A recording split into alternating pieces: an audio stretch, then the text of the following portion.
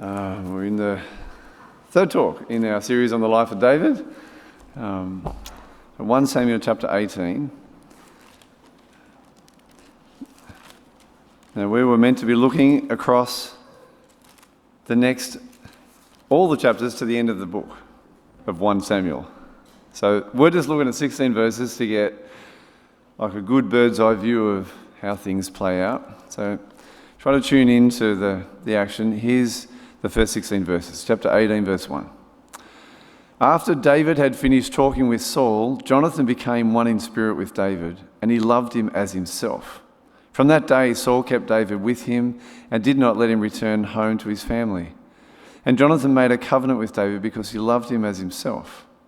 Jonathan took off the robe he was wearing and gave it to David, along with his tunic and even his sword, his bow, and his belt.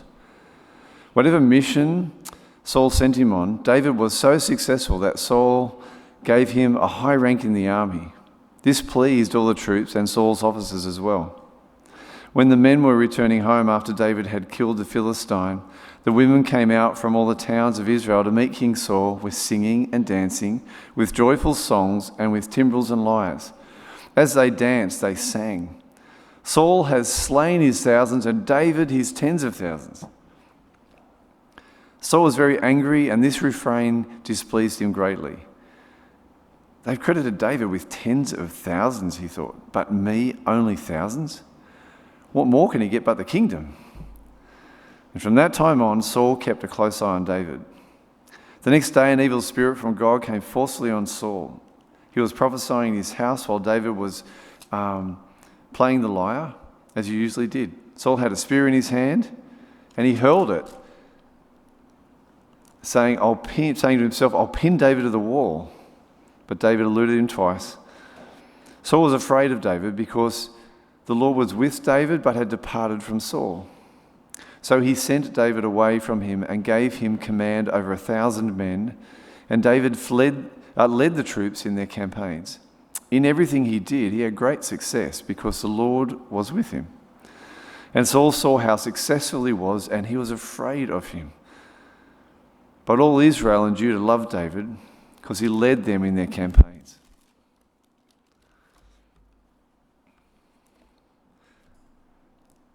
I'm going to pray and then we'll talk about it. Father, we ask you to speak to us. We thank you for the way the Bible helps direct our hearts and our minds to you in ways that we need. So please, by your Spirit, Lord, we ask you to be speaking to our hearts. In Christ's name we ask that. Amen. When you look at the Bible, pretty much in any passage, I haven't got any Russian babushka dolls, but this is my version here. You can read any passage in three different ways. One way would be to look at things in a very tangible, personal way. And this is a classic passage where you can do that because you're going to read stories of people who make real choices with real consequences. And so you can actually make real tangible applications to your own life because there's good responses to God and people and bad responses. And there's very clear consequences of those things. So some of the ways you can do it is very personal. But that's nestled within something else. There's another way to read any passage, and it's to notice what God is doing through his people in a larger way at any point in history.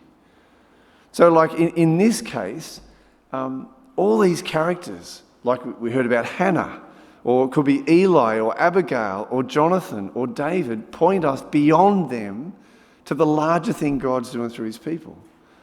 And so, for example, you might look to Jonathan points to Jesus, a true and better Jonathan, or David points you to Jesus, a true and better David. So things like that is another way to read, and that's nestled inside the larger way God is trying to establish his kingdom in the cosmos through his people.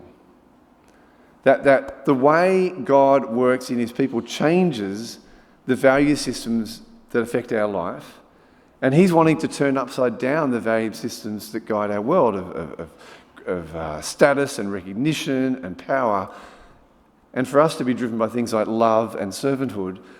That's how God's going to change the cosmos. And so there's three different ways. Today we're going to start in a minute with this way, and I want you to notice in this chapter 18 three very important responses to David's rise to notoriety, right? Do you remember what happened last week? David and Goliath. So David very quickly becomes very popular, and you have a response of the crowd, the response of King Saul, and the response of Jonathan that help you understand the nature of the type of things that happened all the way to the end of the chapter. Now I want you to stop and notice first the response of the people. Look at verse 6. We just read it a second ago. But when the men were returning home after David had killed the Philistine, the women came out from all the towns in Israel to meet King Saul with singing and dancing, with joyful songs and timbrels and lyres. And as they danced, they sang, "Saul has slain his thousands and David his tens of thousands." So right here, the way they're treating this is saying, Saul, get out of the way. David is our new poster boy, and this is called hero worship. Okay, this is what's happening here. The crowd's response to what happened with David and Goliath is we worship David. He's our hero. He's bigger than life. We're putting him up on our walls. We're singing songs about this guy. This is hero worship. Hero worship brings out the worst in Saul, drives a wedge between these two guys, and always ends bad. And maybe we do it all the time with sporting stars. No matter your preference of basketball stars, whether it's soccer stars. I know Ronaldo, is he the most high-paid player? I don't know. But let's just maybe compare. There's different heroes. I'll maybe compare soccer stars to my favourite rugby players. And I'll take you back to, thanks to Joe Carter, the 1998 World Cup in France. This is the occasion of a very memorable match between England and Argentina. It's memorable for two reasons. One, there was this wonder goal by Michael Owen. And the second, David Beckham was sent off. Does anyone know why he was sent off? He was sent off for a vicious tackle. Now, I'll paint the picture for you. Diego Simeone was the victim of David Beckham's foul play. You know what he did? He tripped him up. The poor fella fell on the ground. His shorts got mud on them. One sock came down and his hair tie fell out. It was horrific. The crowd were in shock. The press, they got stuck into Beckham for 2 years, and the referee's response, instant, red card, you're off. That was the answer. Now, consequently, the very next day, there was a rugby union match between England and South Africa, Ellis Park, Johannesburg. The England hooker, Richard Cockerell, who was voted most likely person to marry outside of his species, he punched his opposite number and broke his nose. James Dalton didn't fall over, he didn't cry, he didn't go to the umpire. He just punched him back and broke his nose. The press deemed it as a minor altercation. The referee's response, gentlemen, shake hands. So you get 2 grievous bodily harms leads to a personal introduction in the world of rugby. Very different to the world of soccer. So we have our heroes, right? Do you sort of get the difference? Big difference. Well, you go to these guys, it's another world again. We have no idea. These guys are genuine. You can get rid of the picture now. That's where they're making up. They both broke each other's nose, playing on. It's crazy. But we have no idea about the reality of the world of warriors. We are so far removed from this world, but these are tough people, tough guys. If you look at the very end of 2 Samuel, you'll see some of the exploits, a summary of David and his mighty men. You should read those exploits. You get an idea of the type of heroes we're talking about here. You know, there's one guy who he fights a lion in a pit on a snowy day. Like these crazy exploits of these very powerful warriors. So we sort of really are so far removed, it's hard for us to appreciate what's going on. But it's hero worship.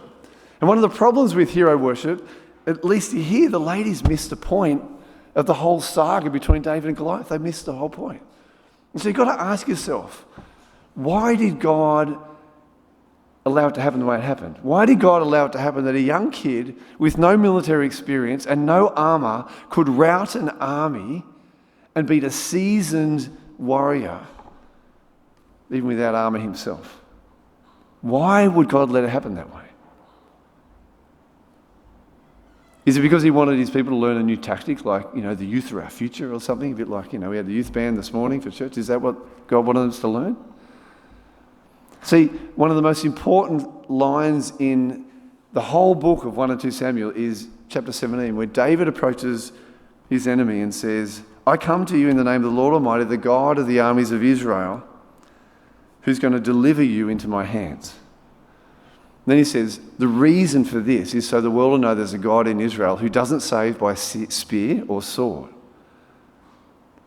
He said, the battle is the Lord's. They should have been going, isn't God amazing, not isn't David amazing? They missed the point. Hero worship usually does that. And the first personal application, this is like the cup to think about your own life.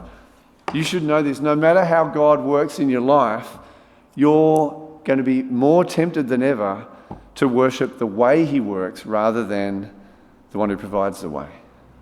That's just our lot as humans. Our heart is naturally more inclined to worship the way God helped us rather than him, the actual one who provided the way, or the people. I mean, I gave my life to Christ at the end of high school, and then in 1987 went on my first mission team. And from then I was enamored with the question of how does God draw people to himself and yet at the same time grow and mature those who already know Christ? How does that God do that? I read as much as I could. In my 20s, 30s and 40s in particular, I went to as many conferences as I could, mostly in New South Wales and Queensland. And I didn't just stay in one denomination. I was tutti frutti. I went to whatever was on offer, whatever I could afford. The last few years as a church team, we've gone to a particular set of conferences about mission and how you reach those who don't know Christ yet, how you start churches. But here's the thing. There's a tendency in all these sort of places, I've noticed across different denominations, to get hooked on this is the way you have to do it. And sometimes people don't just say, look, here's a good idea. No, here's the way. You need to run this course, the Alpha course, the Life course. You need a building, you need money, you need to go to a new estate. Whatever the thing is, it's very often to me, I hear the tone of, I think we're hooked into a way rather than the God who provides the way. Do you notice that in your own life at all? Sam is one of the new pastors here. You can call him Pastor Sam if you want. I always used to feel weird. People call me Pastor Marty. Okay, you can do that if you want. And a lot of people brought up in a way where they want to honour the role and all that stuff. I recognise that. But you can call Craig Pastor Craig as long as you want because he's a pastor at heart. He'll always be a pastor at heart, wherever he is in his life. But what this is saying is don't put your hope in pastor anyone. Put your hope in the God who provides pastors, the God who provides a way. But don't get mixed up in that way. And so whether you're paying them on staff, whether you've elected them, given birth to them, or married a hero, it always ends bad. So I'd avoid hero worship. Second response is the king's response to David, and his hero pretty much the opposite, hatred. He's adopted sin. I hate this guy, David's going to mess my life up, I don't want him here. That's his response. And it becomes more outward, it's more private initially in chapter 18, chapter 19. Saul doesn't care who knows how much he hates David, but it's hero hatred is his response. And what you get here, huge help for personal application. You get to see how a life just disintegrates through things like jealousy and envy. And you get to see the progression here because it starts with comparison, moves to an unrelenting desire, which moves to resentment. And by then, game over. It's like destruction. And that's the progression. Look, I want you to look at verse 8 here, partway through. Here's the comparison thing. Saul says, they've credited David with tens of thousands. And then he thought, but me, only thousands? What more can he get but the kingdom? So you notice how he's looking at the success of David beating Goliath, and he can't be happy for David or for Israel because he makes it about me straight away. See that? But me? What about me? See, this is the thing. You can't enjoy life. You can't just enjoy someone else for their achievements because you haven't achieved. You can't enjoy and be glad for someone else being married because you're not married. And we have the challenge, there's house envy, car envy, clothes envy. You know, it's all around. People say it's good for the economy. So you have so many things sort of tempting us to move in that direction. Look at this quote. This quote on this comes from a musician, Olivia Rodrigo. It's pretty profound. You guys will probably relate to this. She says, I kind of want to throw my phone across the room because all I see are girls too good to be true. Cold comparison with the perfect bodies and paper white teeth of girls she does not know is slowly killing her. You relate to that? We're told that we are comparison machines. Just think of all the people in the scriptures whose life just falls apart because of comparative desire. First two kids, Abel and Cain. My brother's got what I don't like. What I want, I have to get rid of him. Jacob and Esau. Joseph and his brothers. And David right here with Saul. Comparison's rough. And the next thing this moves to is this unrelenting desire. The very next verse. And from that time on, Saul kept a close eye on David. What the words are just saying, Saul saw David through a lens of jealousy. He saw David through jealous eyes. Every time, what he's saying about David, what did David do? What happened? What's up with David? This is an obsession. It became the motivation for his choices all the way through the rest of these chapters. Saul is obsessed with what's going on with David. And this is one of the hard things. It messes up. Envy will mess up your desires. You're meant to be someone who can weep with those who are weeping and rejoice with those who are going well. But envy will do exactly the opposite. So you rejoice when they weep, right? And you weep when they rejoice. The essence of envy is I am happy when that person is going down, when they're sad, right? Oh yeah, glad that happened to them. That's ruinous to our soul. But that's what happens. And you sort of think, we don't think much of desires. We sort of, I don't know. Every family does emotions different, I know. So we all grow up with either, we don't even know our emotions or that they control the home, I don't know. But, look at 10 Commandments. You've got all these actions. Don't murder, don't commit adultery, don't steal, don't bear false witness. Don't take stuff from people. Don't take their life, their spouse, their stuff, or their reputation. But then it's just a prohibition against a desire that can make all that happen. Don't want for all that stuff. Don't covet all that. And so we can ignore that because it's that little last one. But it can destroy your life. And so what you see with Saul, it's not just that. This becomes like a settled resentment to David. And this is what eats his life up. Verse 8. The first line says, Saul was very angry. This refrain displeased him greatly. He's angry. And this is what envy does. You can't enjoy life. It sucks the joy out of life. Everything's hold on, they don't deserve that. How come they got that and I haven't got that? That sort of stuff. It just kills you from the inside out. And it's the only of this, it's sort of notable in the 7 deadly sins. The others are a bit fun to start with. Gluttony's a bit of fun, lust can be a bit of fun, but then this, before they destroy your life, but this one, it's no fun from the beginning. It's a bit crazy.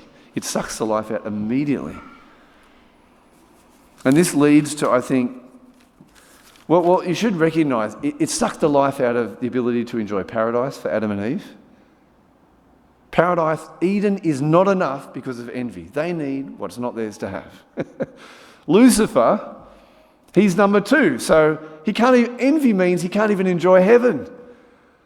So just be a bit more, take this more seriously, right? Because we live in a culture of comparison, right? Where advertising works by trying to encourage you to have what someone else has. To envy a life you don't have. It's amazing how much of our choices, our purchases are driven by things like jealousy and envy. And if it's what made the devil, be careful.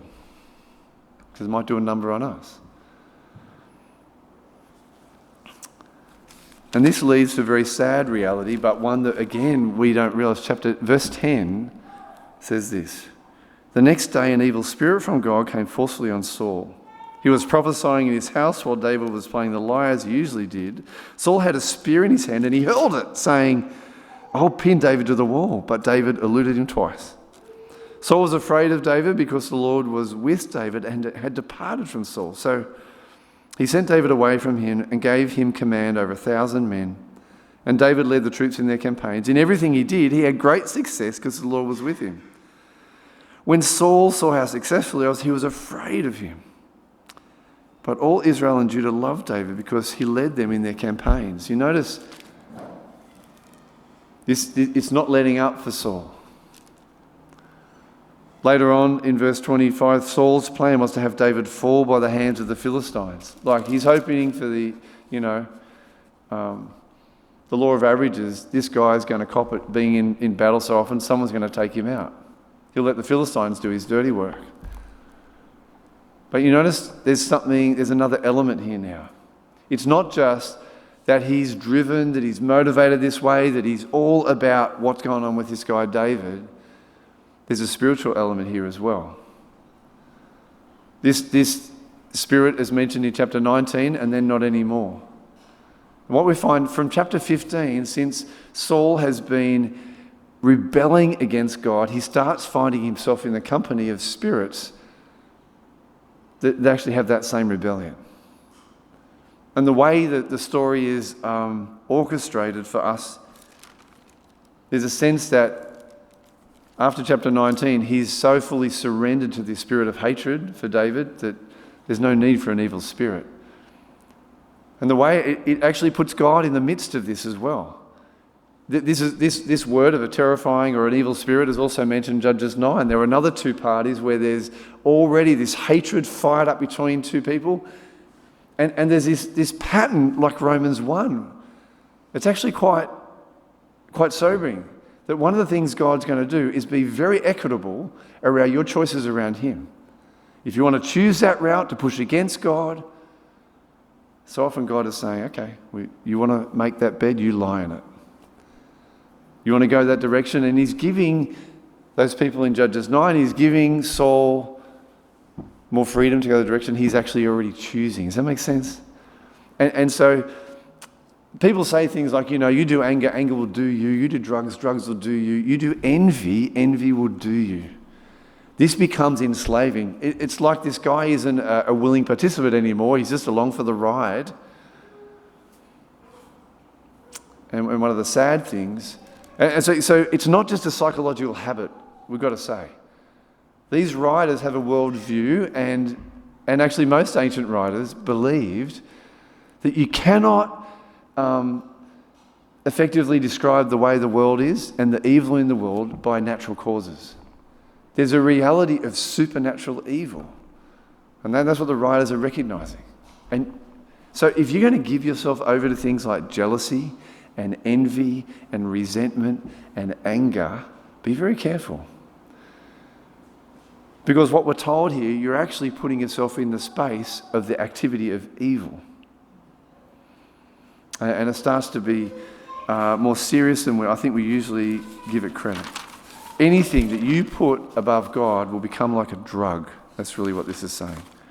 His drug was the kingship.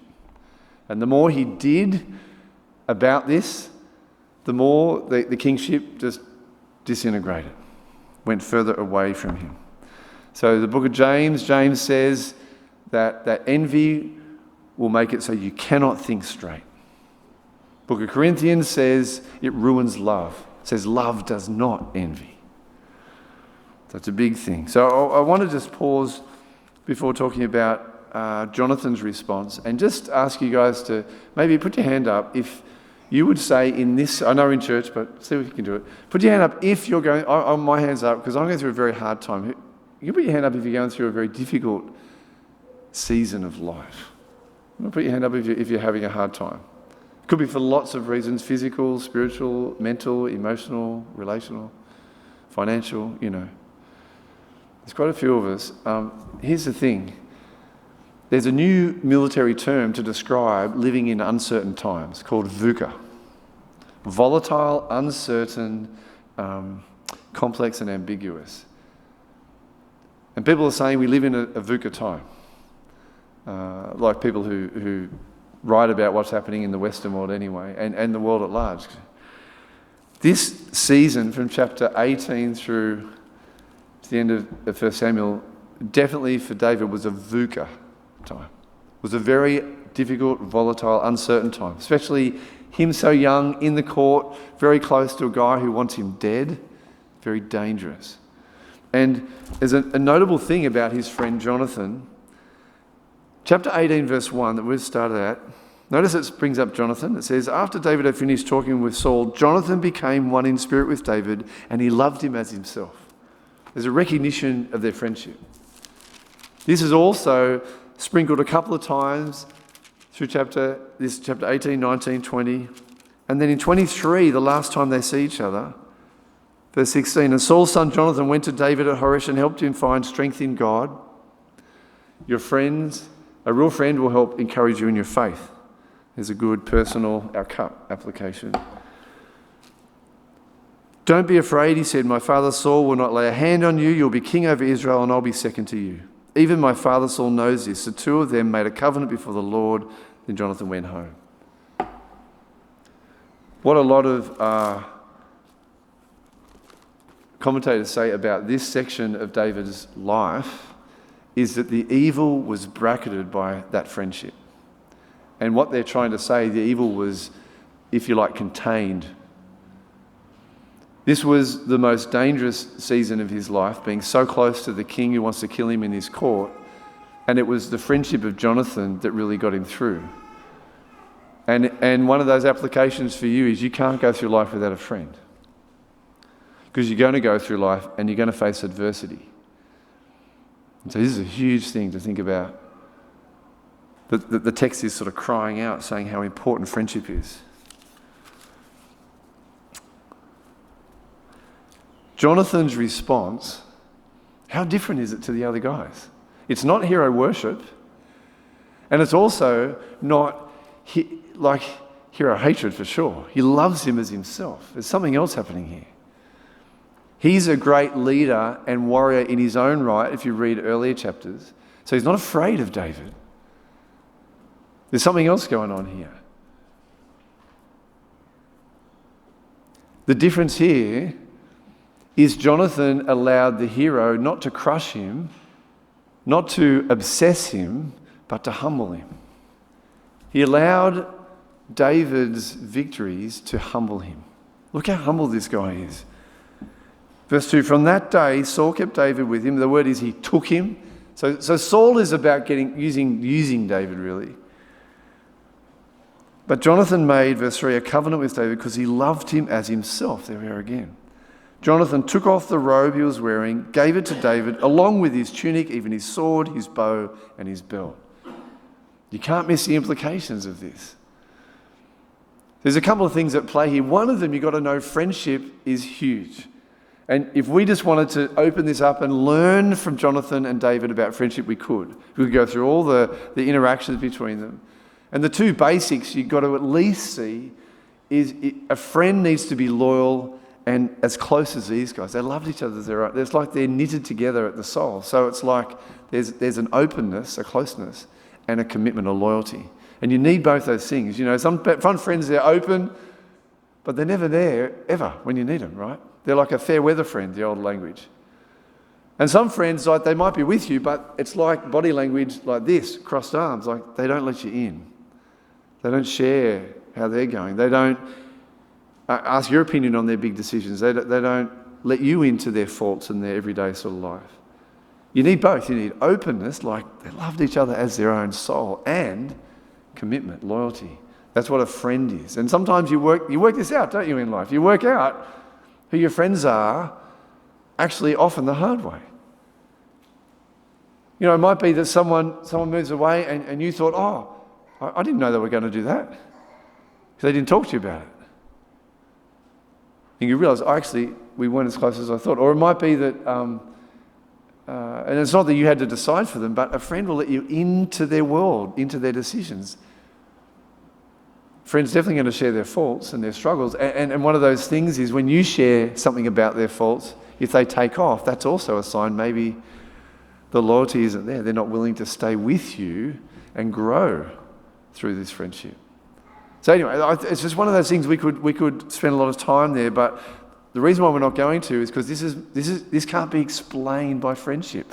If this was all about friendship, this wouldn't be Jonathan going, I'm laying down my robe, my belt, my sword. Jonathan's actually saying, I'm here to serve you, mate.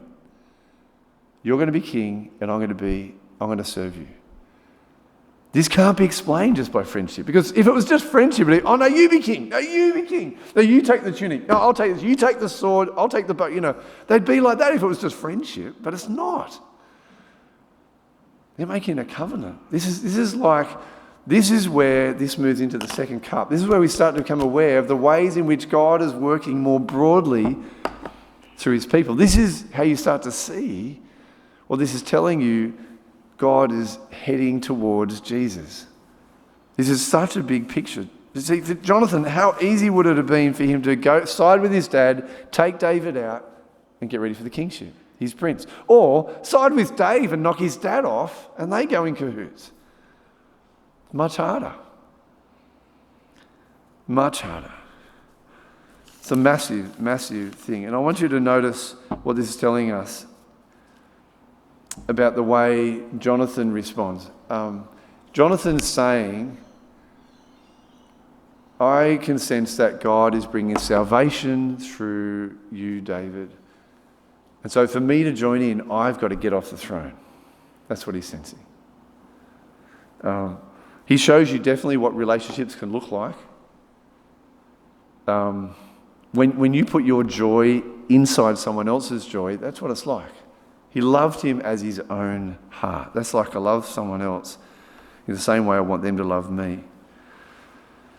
But it's further than that, because this idea is it's embedded in what God's doing in a bigger way. This is meant to point you to Jesus' attitude to you.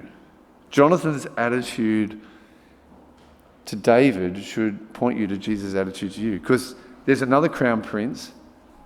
He's got rights to the crown.